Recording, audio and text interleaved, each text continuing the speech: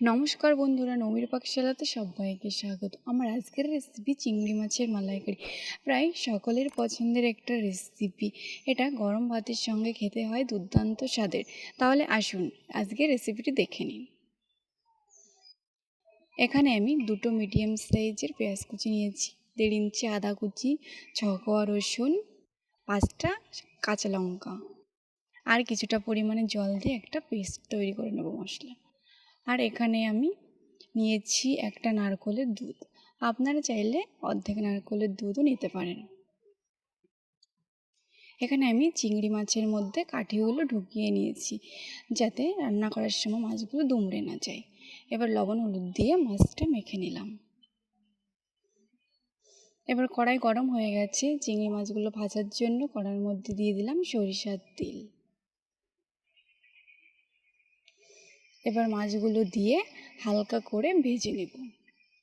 ভাজা হয়ে গেছে, এবার তুলে নিচ্ছি। বাকিগুলো এইভাবে ভেজে নিলাম। এবার আরও কিছুটা পরিমাণ তেল দিয়ে দিলাম। গোটা জিরে, 2 টুকরো দারচিনি, 3টে চেরা এলাচ, 3টে লবঙ্গ আর একটা তেজপাতা, 2টো শুকনো লঙ্কা ফোড়নে। এবার মশলার পেস্টটা দিয়ে দেব আর মশলাটা ধোয়া জল। এবার এর মধ্যে দিয়ে দিচ্ছি 1 চামচ জিরে গুঁড়ো, 1 চামচ ধনে গুঁড়ো, 1.5 চামচ কাশ্মীরি লঙ্কা গুঁড়ো, 1 চামচ হলুদ গুঁড়ো। এবার একটু নারকেলের দুধ দিয়ে মশলাটাকে ভালোভাবে কষিয়ে নেব। 3-4 মিনিট সময় ধরে লো টু মিডিয়াম ফ্লেমে মশলাটা ভালোভাবে কষিয়ে নিতে হবে।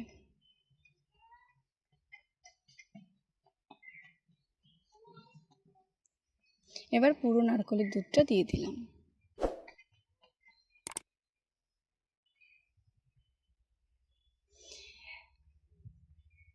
দিয়ে দিচ্ছি পরিমাণ মতো নুন আর মাছগুলো।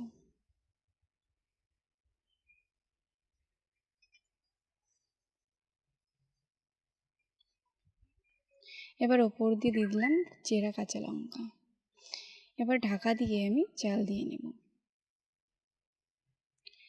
6-7 মিনিট জাল দেওয়ার পরে ঢাকাটা তুলে নিলাম। এবার দিয়ে দিলাম 1 চামচ গরম মশলা গুঁড়ো।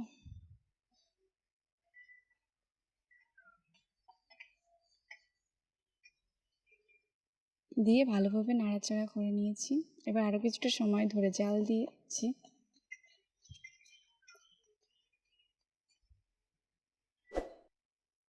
রান্নাটা হয়ে গেছে, এবার প্লেটের মধ্যে সার্ভ করে নেব। আজকের রেসিপিটা কেমন লাগলো অবশ্যই জানাবেন। যদি ভালো লাগে একটা লাইক করবেন আর আমার চ্যানেলটিকে সাবস্ক্রাইব করবেন।